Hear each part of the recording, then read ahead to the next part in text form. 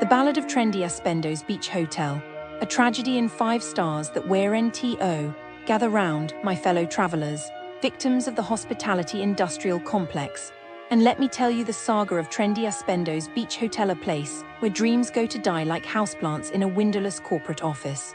I arrived, darling, with the optimism of a puppy who hasn't yet realized the world is run by people who think ketchup is a spice.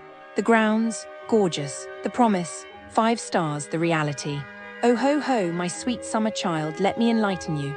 The room, a masterclass in architectural despair. Picture this: a family suite that smelled like the ghost of mildew past and looked like a DIY renovation gone horribly wrong. The wooden floor, gaps so wide I could lost my toddler in them like some kind of saw trap for babies. The nightstands, shattered glass because nothing says luxury like tetanus chic housekeeping.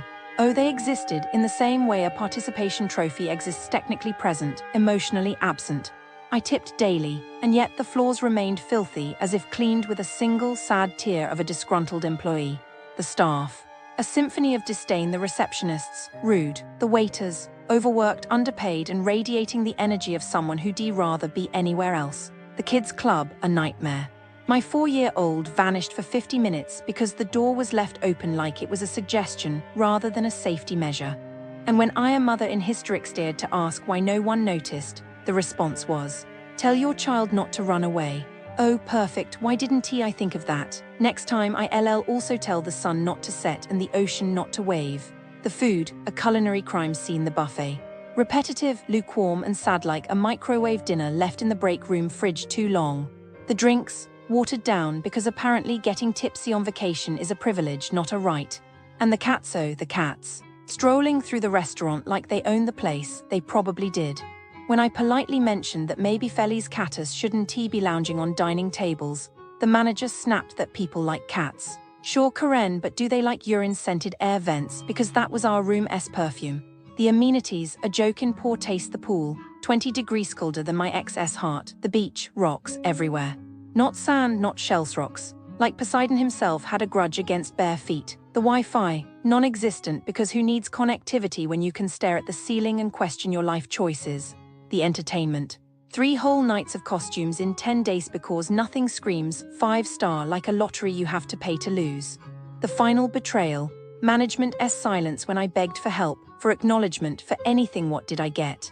Radio silence, promises of a callback that never came, like a bad Tinder date who ghosts after saying let us do this again. So here we are, my fellow sufferers, Trendy Aspendos Beach Hotel, where the only thing luxurious is the audacity of calling this a 5-star experience.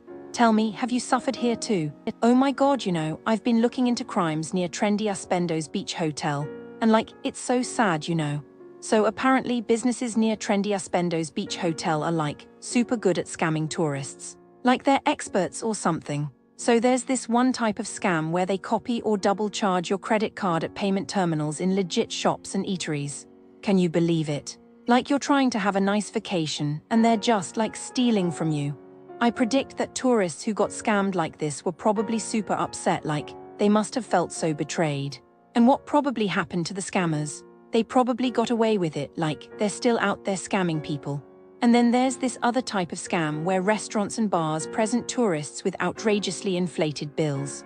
You order something and then they're like, oh, you owe us $1 million. And when you protest, they get all aggressive and threaten to call the police. Can you imagine? You're on vacation and you're getting threatened by some scammer. I predict that tourists who got scammed like this were probably super stressed, they must have felt so anxious. And what probably happened to the scammers? They probably just kept on scamming, they didn't care about the tourists' feelings at all. And don't even get me started on the shop bait and switch scams. They show you a quality sample product, but then they give you a lower quality item in the bag. And when you confront them, they're like, oh, it was a mix-up.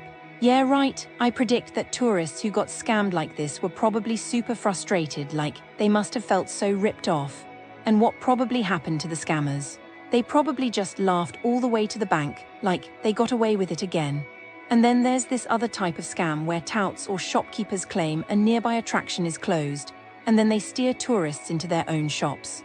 They're preying on your trust, And then they pressure you to buy overpriced goods or mislead you about the quality or authenticity of the items. I predict that tourists who got scammed like this were probably super disappointed, like, they must have felt so misled. And what probably happened to the scammers? They probably just kept on scamming, like they didn't care about the tourists' feelings at all. Oh my God.